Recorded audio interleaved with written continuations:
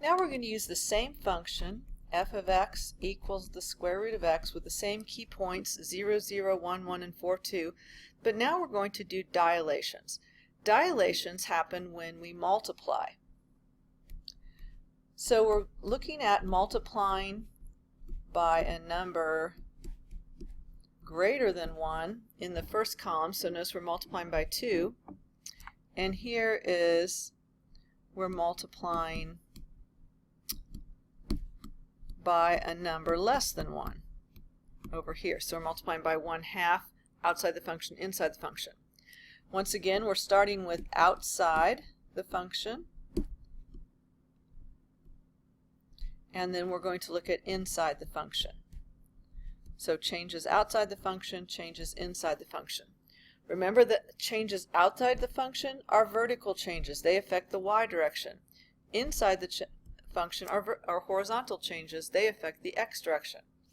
But a dilation doesn't do the same thing as a translation does. So we're going to look and see how dilations are different from translations. So the first thing we're going to do is let's explore some points here. If we have 2 times f of x, that's the same thing as saying 2 times the square root of x. So I can still put my numbers 0, 1, and 4 in for x and get nice numbers for y. So that's what I'm going to do. 0, 1, and 4. So 2 times 0 is 0. 2 times 1, because the square root of 1 is 1, is 2. 2 times the square root of 4 is 2 times 2, which is 4. So I have the points 0, 0, no change there, 1, 2, 4, 4. So what I want you to notice here is we have not a shift, because 1 point didn't move at all. 1 point moved up 1 and 1 point moved up 2. So what's really happening here? It's not a shift, it's a stretch. It's a stretch from the x-axis. The x-axis is where y equals 0, and when y equals 0 on the x-axis, okay, so this whole x-axis, y equals 0. So when y equals 0 and you multiply it by 2, it doesn't change. So nothing's going to change that's on the y-axis, but anything that would be above or below the y-axis is going to stretch. And specifically, it's going to stretch away from the x-axis. So notice that this point used to go up to 1, now it goes up to 2. It used to go up to 2, now it goes up to 4. So all the y values are twice as far from the x-axis. So that's what we end up having, a vertical stretch. So a dilation is a stretch or shrink, okay, because it could get smaller or bigger. So when we multiply by 1/2, we could see that our y values are all going to be half as big as what they were. So 0, 0 stays the same, but instead of 1, 1, we have 1, 1/2, and instead of 4, 2, we have 4, 1. So this is half as far, I should say y is half as far from the x-axis. So here we have a vertical shrink. It's getting closer to the x-axis. Now, if there was a part of the graph that was below the x-axis, it would also shrink, and we'll look at one of those in a minute. So once again, you see a vertical direction change here with things that are outside the function. Now we're going to change the input value. So inside the function, we're changing the input value, which means here g of x would be the square root of the quantity 2x. So it's still going to be okay to use 0. 0, 0 is still going to be a point on the graph, but if I put in 1 for x, I'd be taking the square root of 2, and if I put in 4 for x, I'd be taking the square root of 8. So once again, I want to focus on, let's make y a nice number and see what we need to have for x. So I'm good with 0, 0. That stays the same. But what would make y equal to 1?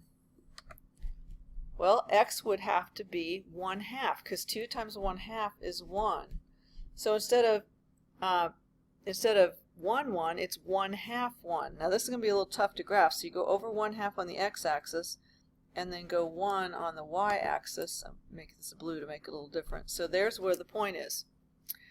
The next one, if I want y to be 2, then I have to take the square root of 4, which means x is going to have to be 2. So now I have the point 2, 2. So what's going on with this graph? Well, what I want you to notice is that all of our x values are half as far as they were before from the y-axis. Okay, so I was at 4, 2, now I'm at 2, 2. I was at 1, 1, and now I'm at 1/2, 1. So the graph is shrinking towards the y-axis. So the x values are half as far from the y-axis. And if the graph had something on the left-hand side of the y-axis, it would also shrink towards the y-axis from the other side. Now with 1/2 x, let's do another one of these just because these are a little trickier, the ones with the inside numbers. So this is the square root of 1/2 x. So once again, I don't want to be taking the square root of 1/2 and so forth. I want to look at x values that are going to give me nice y values. So x equals 0, 0 is still a point on the graph. X has to be 2 now to give me 1, so 2, 1. So 2, 1. And to get the square root of 4, x is going to have to be 8. So 8, 2, which is definitely off my grid. I'm going to have to add some more here. So 5, 6, 7, 8. 8, 2 would be about right here. So here's what the graph looks like. So notice what used to be 4 units away from the y-axis is now 8 units away. What used to be 1 unit away here is now 2 units away when I compare this point at 1, 1 to this point at 2, 1. So here are my x values are twice as far from the y-axis. So once again, you notice that the y values are pretty straightforward. If we multiply by 2, everything gets 2 times bigger. If we multiply by 1/2, everything is half as big. But the x values always do the opposite of what we expect. When we multiply by 2 inside the function, I have to make my x values half as big to compensate so they're closer to the y-axis. If I multiply by 1/2 inside the function, I have to make my x values twice as big to compensate so they are stretched farther away from the y-axis. Now I want to look at a graph online that's going to be helpful to illustrate this a little better with the stretches. This is the sine graph, and I wanted to show you the sine graph because it has values on both sides of the y-axis and both sides of the x-axis. So I wanted to show you what happens when we use dilations with a graph like this. So what happens if I multiply by 2 outside the function? So realize this is the function, sine of x, so 2 times sine of x would be outside the function. What's going to happen to the graph? So take a minute to think, is it going to stretch taller, shorter, wider, or narrower? Hopefully you guessed 2 times taller. Every peak is 2 times, every y value is 2 times as far from the the x-axis as it used to be. Notice it stretches 2 times farther down and 2 times farther up, and every point that is on the x-axis where y equals 0 then stays 0 because 2 times 0 is still 0.